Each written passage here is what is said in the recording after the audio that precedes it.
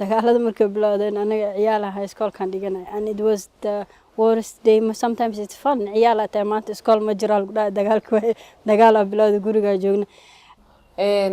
inaan ururada ku biiro bulshada rayidka ah xilliga waxaan soo bilaabay inaan wax barasho aan u bilaabo caruur yar yar oo aan waxna akhriyin waxna qorin meel yiraahdo warshada badarka ayaan ka shaqo bilaabay xisaabiyaan ka ahaa waan ka wareegay waaxda canshuuraha ee dawladda hoose Muqdisho in aan jaamacadda tago oo professor Talyaani oo aan markaas u ahaa assistant oo aan jaamacadda kala shaqeynayay iyo shaqadii isbitaalka shaqadeedii ugu badneed oo Soomaaliya gudaheeda ah taas ayay ahayd oo waqtigaas aan ka shaqeynayay shaqooyinka aan u hayo Somaliland ama aan ka wado halkan dalka gudihiisa waxyaabaha ugu muhiimsan waxa kamid ah arrimaha bulshada waxaan ahaa macallimad baan ahaa biology major biology minor chemistry baan ahaa macalliniman ka bilaabay aniga shaqadeedii horta aniga waxaan ku dhashay magaaladan Xamar waa ku koray waa ku barbaaray iskoolan ku dhigtay waa ku guursaday waa ka shaqeeyay business aan ka galay waxaan kamid ahay golaha sare ee hoggaanka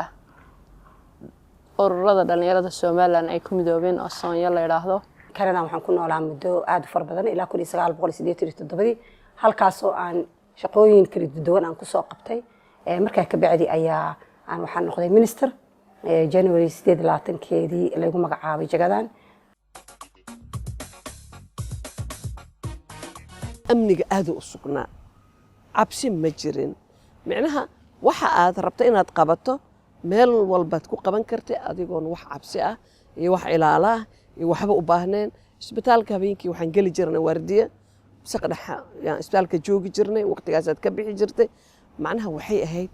wadanka waxa jira amni fiican xitaa ka hortaan tusaale ku soo qaad ololaha horumarinta reer miyiga waxaan xasuustaa anagoo gabdho yar yar baadiye inaan joognay macnaha cabsi ma jirin amniga waa waxyaabaha ugu muhiimsan qofka markii amniga la xadido waxa aad qaban kartid waa xadidan yahay hadda waqtigan aan soo noqday waxaan arkay wax badan oo aan ku fakarayay oo la qaban karo wadama aan Soomaali ahayn aan ka qabtay aan islahay waa wax la qaban karo waxaad arkaysaa caqabada ku hortaagan inaad sameyn karin wax walba siday ahaayeen inaadan u sameyn karin oo ay jirto caqabadii amniga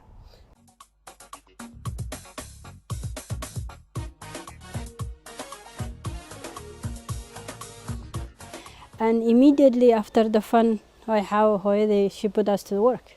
I remember I know young inay nagu saftaan oo dhalinyaro yariis ciyaalka dhan biyaha inaan dadka u geeyno oo qaybino dadkiina soo dhaweeyno geedaha geeyno Soomaaliya dhan aan nagu soo qaxday. It was terrible experience ahead. It's only not you lost schoolki iyo family-kaadi iyo friends-ka ka dhumaayo new wave agalisa dagaal jiro dad dhaawac arkaysa rafaadkii weerarkii habeenkiina guriga ku jirno oo aan la bixin maalintii xataa mararka qaarkood inay adkaatay in banaanka loo baxo dagaaladii 1992 1993 markii inta dagaalada zaidka ka socdeen 94kii oo Abdiidi Calimaad waxa soo dhan waa u joognaa anaga end of 93 aan wadanka tagay oo aaday scholarship iyo waxbarasho u baxay 93 tilna waa ka maqnaay markaan soo laabtay 1998kii great difference hadana jirtay subhanallah right waxay ahayd markii Ethioopiaanka soo galeen kiyaskii hadana ku soo dhacay but improved in somehow 1993 1994 2008 way kala duwanaa improvement ay sameeyeen as of today maanta aan taaganahayna improvement ahad lehena aan ila tahay maybe dadka dibadda ka imaaday waxba uma arkaano wali dagaal jiro inta jidka jabsan but improvement ahad lehena yani qabowgan aan ku fadhino nabadan aan ku joogno xabad aan la maqleenin isbitaalkii dhaawac ka buuxin dhakhtar ahaan u hadlaani ahaan dad baahan oo aan lagu soo sheegaynin maanta qofaa baahay u dhintay wax weyn ay tahay pointiyaashaas aan la arkeenin yani wadankii aniga aan gaari ku wadan karo free ku ahay oo meeshaan rabo aan ka tagi karo xamari eerida afgooy la foole oo inta gaarigay ka haysto 10 minutes aan dhaho 15 minutes qafaan Muqdisho kugu imaana riding center ka Muqdisho aniga wax weyn ay la tahay wax aan xad lahayn oo la koobi karin ay la tahay farxad isbedel weyn ay tahay waxaan rajaynaynaa inaan meeshaas ka sii wadno insha Allah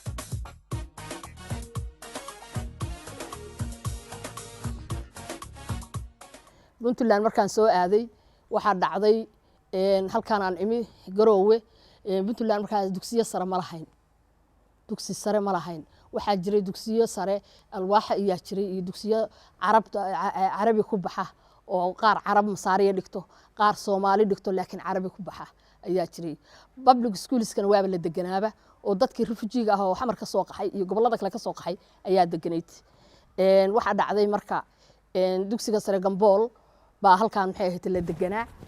dugsiga sare Gambool hadii la deganaa waxaan maalintii dambe haddana waa isku nimid waxaan la yiri waxaan dhahnay war dugsi sare aan furno macallimiin aan nahay in fact masters markaan weeyay focuskayga wuxuu international development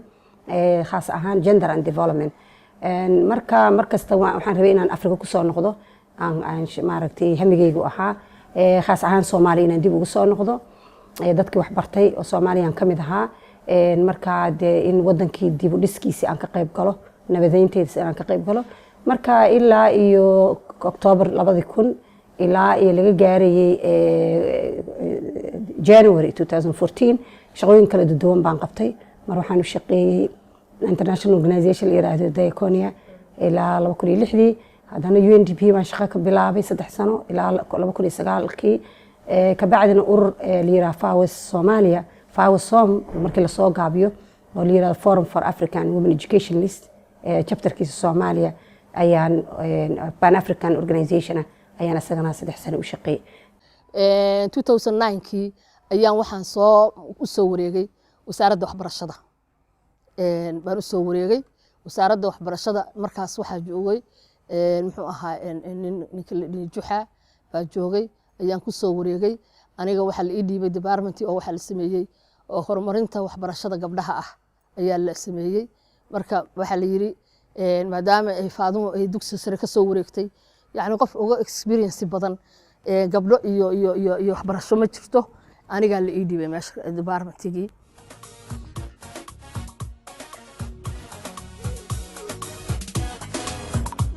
hawlahaas aan hayo ku ugu muhiimsan oo qoraalka waxa ii fududeeyay waa waxaan jecelahay anigu ugu horeyn oo hobbigayga ah inaan wax qoro waxaan jecelahay maadaama aan jecelahay ayaa waa inaan uga faa'iideeyo bulshada waxyaabaha fududeeyay waxa kamid ah inaan helay markii ugu horeysayba asxaab iga caawisa arrimaha ama dad ila fikira ila dareemayo waxaan dareemayo iyo aan isfahmayno waxyaabahaas ba ii fududeeyay inaan hawshan aan hore uga sii socdo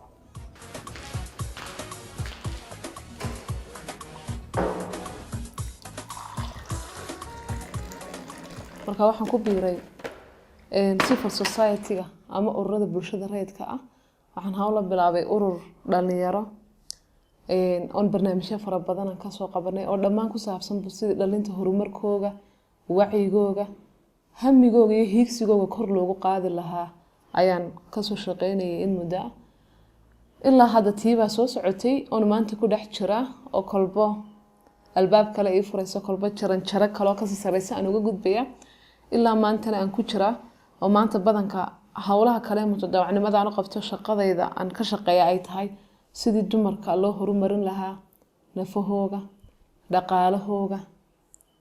iyo arrimaha bulshada sidoo uga qayb qaadan lahaayeen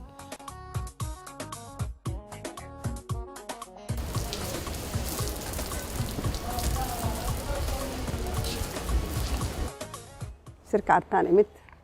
waxaan soo noqday xildhibaan quutadii gabdhaha la siiyey oo 20 kursi ahayd ayaan mid ka soo helay wax xamara imid anoo ordayaan imid xamartii hoteelkii hore oo aan lahaa jirnay waa jajabay haddana isagana dagaala korkiisa ku dhaco waa burburay meeshaan hadda aan deganahay soo degnay halkaana haddana hoteelka camirta aan ka samaystay hoteelka anoo haysta shaqadeydii maxay ahaaday baarlamaankana ku jira ayaan la soo gaaray ilaa waxaan halkaan joogay 2008 dagaalkii oo Itoobiyaanka iyo dhibaatadii weyneed oo maxaakiimta iyo markay dhacdo hooyaday jirna anigoo haayay aan go'aan waxaan ku gaaray haddana inaan iska guuroon iska carro waa guuray waxaan tagay Dubai ayaan tagay Dubai aan ku maqnay muddo laygaba tirtirin baarlamaanka wali waa iskaga dhex jiraa anoo ka maqan soo noqodkayga markaan soo noqdo waxaan ku soo aaday iyadoo mar labaad haddana baarlamaanka la isdooranayo doorashadii kale haddana aan ku soo baxay horta saas waay karyeerka siyaasadda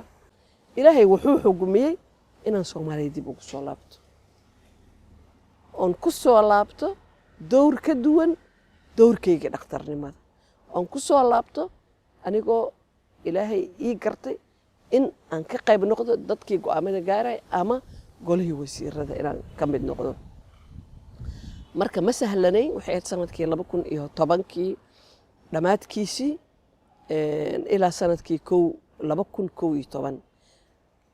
way adkayd oo duruufta aad way u adkayd lianno ani horey siyaasadda uguma jirin wadcigana wuu adkaa laakiin waqtigaas yarka ah ilaahay wuxuu noo fududeeyey wixii aan islahaa markaas waa muhiim waxaan joogay wasaaradda haweenka iyo arrimaha qoyska waxyaabihii aan isdhihi karay dumarka inay muhiim u yihiin inaan xoogga saaray dumarka si ay ku gaaraan waxaa aad looga hadlaa ka qaybgal siyaasadeed laakiin qofka inuu siyaasad ka qaybgalo waa in la diyaariyaa marka ani waxaa aad muhiim iila ahayd in gabdhaha wax la baro haddii gabadha aad wax barto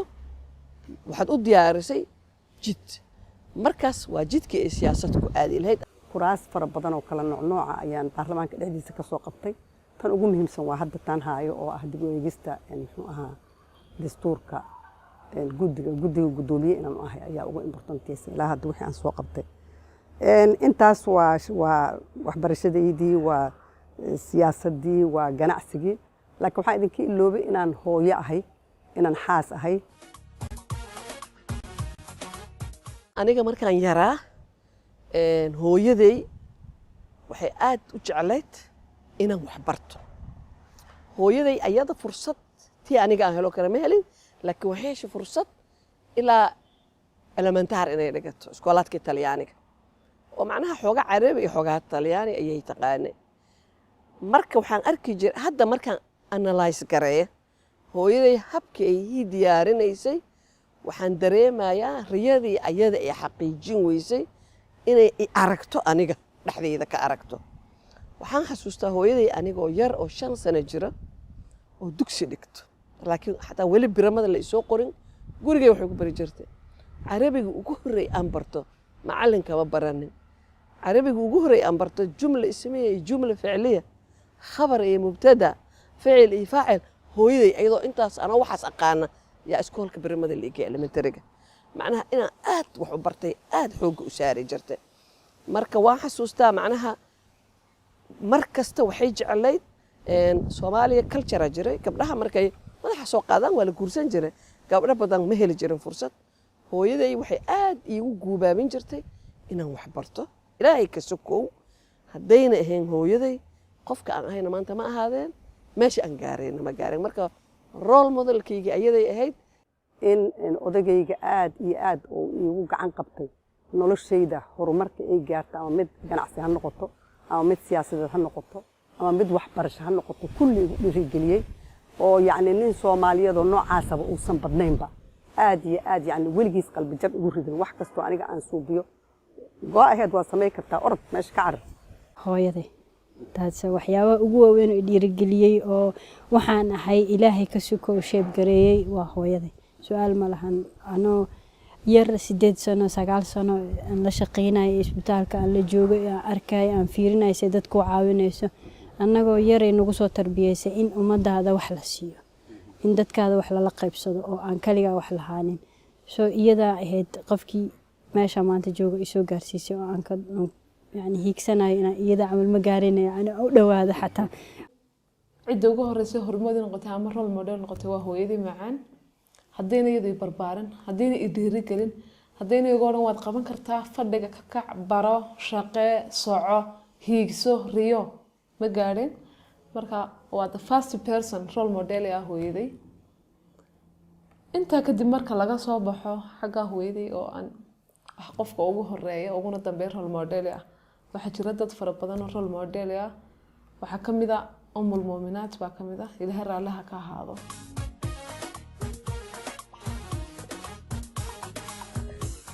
haween badan oo soo halgabay baa jiray xawataakii ay ka mid yihiin oo mataqaana xornimadii maaragtay wax ka doonay haweenkii dahabkooda iibiyey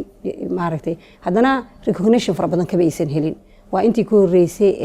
kacaankii dowladda kacaanka ahayd recognition badan ma laha oo haweenkii taariikhda marka laga sheekeynayo taariikhdaba kuma jiraan siyaasadda qaybtay ka soo qaateen xurmadoonka qaybtay ka soo qaateen ama qaybta ay bulshadaba ka yihiin runtii xataa markii la fiirshay dhinaca baadiyaha iyo wax lamida waxaa hortaagan hadday noqoto hablaha ugu horeyn hablaha oo aan marka hore xaqiiqsaneyn awoodooda ku jirta gudaha dhinaca kale marka la eegana bulsho ahaan hablaha bulshadeena berigii hore aan hablaha u wanaagsaneyn berigii hore dugsiyada looma diri jirin hablaha alxamdulilah imka taas way dhamaatay oo habluhu meelo badan bay ku jiraan oo shaqooyinka waa laga dhex arkaa arrimaha bulshada waa laga dhex arkaa ani markii college-ka hooyadii raashi ii diraysa 10 years oo graduate post graduate waxaa islaan waa yeela ku imaanaysa gabar waa ama soo halaabaysa gabar waa in loo guuriya it's impossible waa gabar in dibadda loo diro ay intaasoo sano ku maqnaato ay soo laabato iyadoo yani impossible laakiin hooyadii she insisted waxay tiri no waxay ii soo baranaysaa gabadheeda fiicana ii imaanayso so it comes from the parents from the support of male memberka oo ku jiro hooyada iyo waalidka iyo raggeena nala jiro iyo annaga inaan iscaawino qofkii gabadh dumar wax qabana waa ina aniga ku farxa cadowga oo noogu horeeya annagaa isku hadaa dumarna waa gurigaada joogay ku leedahay islaamka weyna daartay maxaa la wareegaysaa soo naag lagu qabo ma tiid very simple every day hadda odagii waa maqan yahay markaa shaqada kusoo dooxay baryaha odagaada joog waryaa guriga noqo ninkaada u tago he's a doctor he has his life I have my life shaqa ii taalo so concept of whole society inay fahanta waaye caqabadaha waxa ugu waaweyn ka mid ah waxa weeyaan horta caqabado badan way jiraan waxa ugu waaweyn cidaad ku dayato oo waxaan kaaga horeysay baa yar imka ururka qorayaasha Soomaaliland markii aan galayay 10 sano buu jiray Sweden buu xarun ku leeyahay Soomaaliland ku leeyahay xarun waxaan noqday gabadhii ugu horeysay ee ka mid noqota taas caqabado weeyaan inta arrimaha bulshada markaad ku jirto waa waxaad volunteer garaynayso wax mutadawacnimo weeyaan mushaar ku qaadan maysid taa lafteed wax laga yaabaa su'aalo badan baa la iska weydiin doonaa hawl markaad wadaan dad badan baa oran doona hawshan ma lacag baad ku soo qaadatay maxaasan sameynaya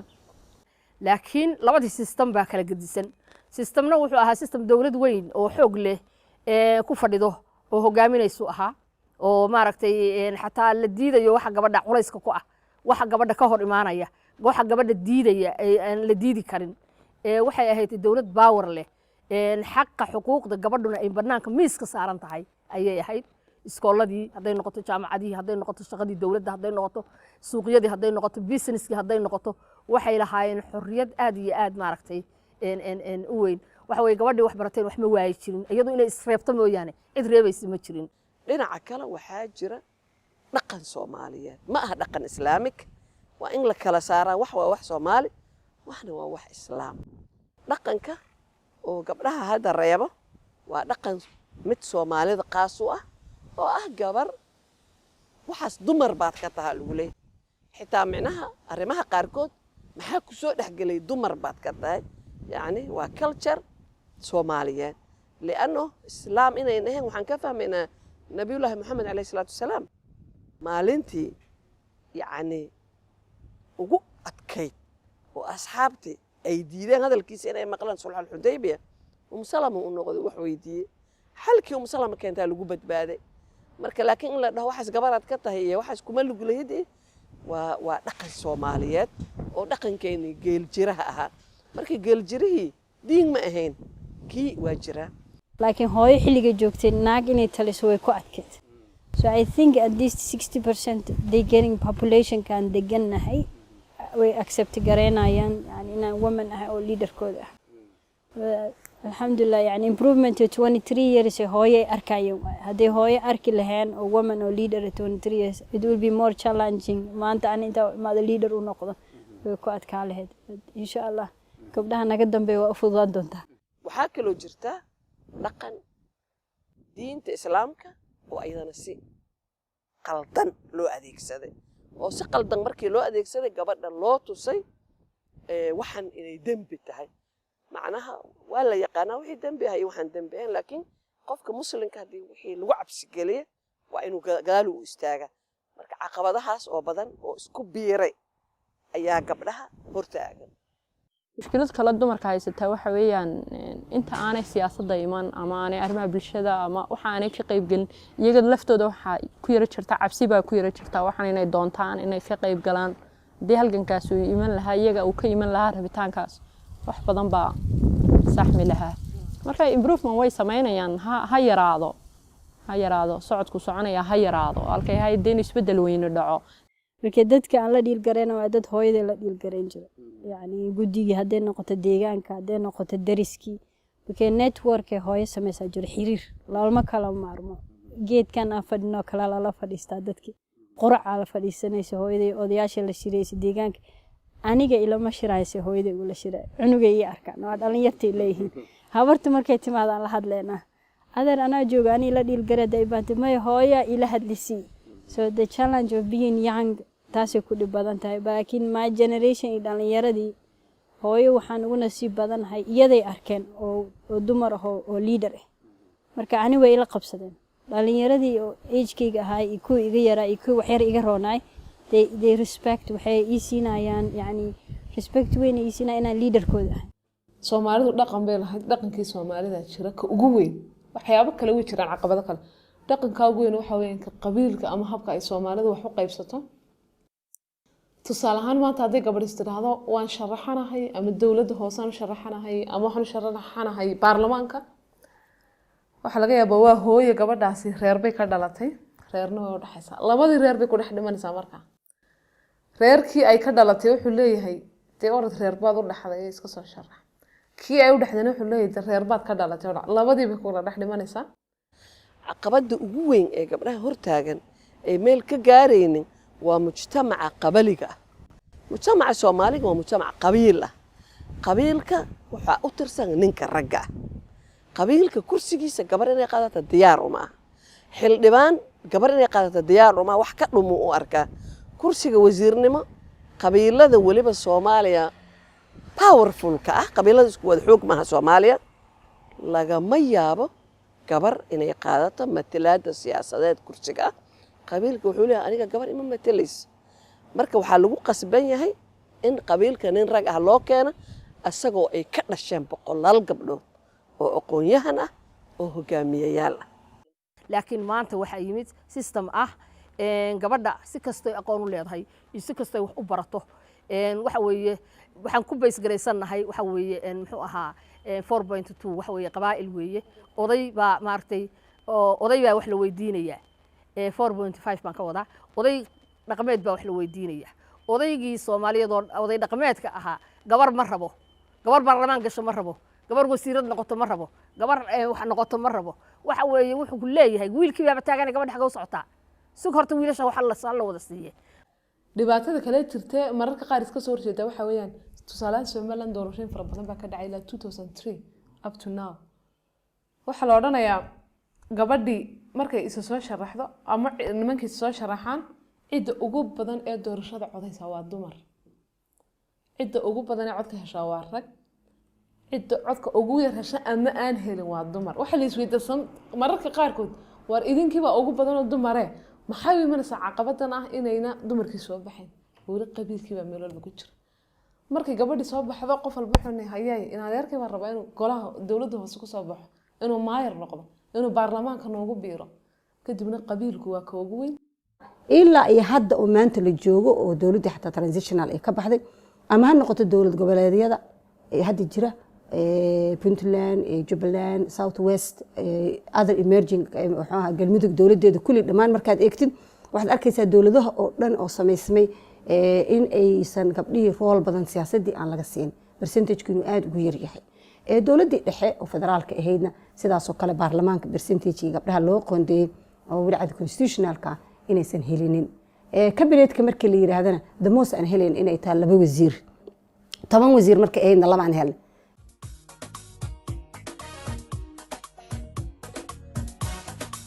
burburkii aan wadar waxaan dhihi karaa markaan isbarbar dhigo gabdhaha dhanka xitaa umaanaan firfircoonayn waxa siyaasadda la yiraahdo iyo ka hadalkeeda haddeer aniga ku doonay wax siyaasad la yiraahdo maqan anoo ardayada anoo shaqaynaya bana siyaasadda macnaheeda aan fahamsanayn haddeer gabdhuhu 100% ama dhihi kara laakiinse badanaa horta waxay fahamsan yihiin waxaan lagaba hadlaayaba si intan wax ka sii badan aan u qabanno si intan wax ka sii muuq badan aan u gaarno waxaan u baahannahay inaan noqono decision makers si aan taa u noqono waa inaan ku biirnaa golaha xukuumadda ee fulinta waa inaan baarlamaanka ku biirnaa waa inaan guurtida ku biirnaa waa inaan sharci dejinta ku biirnaa walow ay jiraan caqabado fara badan walow una wax badan oo la taaban kara hayna jirin haddana isku daygii iyo hamigaa galay waxay samaysay maanta inay haba yaraatee inay door ku leeyihiin xaggii heer qaran ama baarlamaan ha noqoto ama fulin ha noqoto shirkii labaad oo kaas ku xigay oo ahaay shirkii imbigaati ahay haweenka laftirkoodii yaa diidoo dhaheen qoondadaas ma rabno waxaan rabnaa waxayna in qabiilka naloo ku dhex daro oo qabiilka aan ka soo qaadano kadibna qabiilkii awal 20 aan haysanay wax waa laga waayay qabaa'ilka waaba diideen inay wax bixiyaan security council 1325 waxa uu sheegaya sharcigaas UN-ka in laga qayb geliyo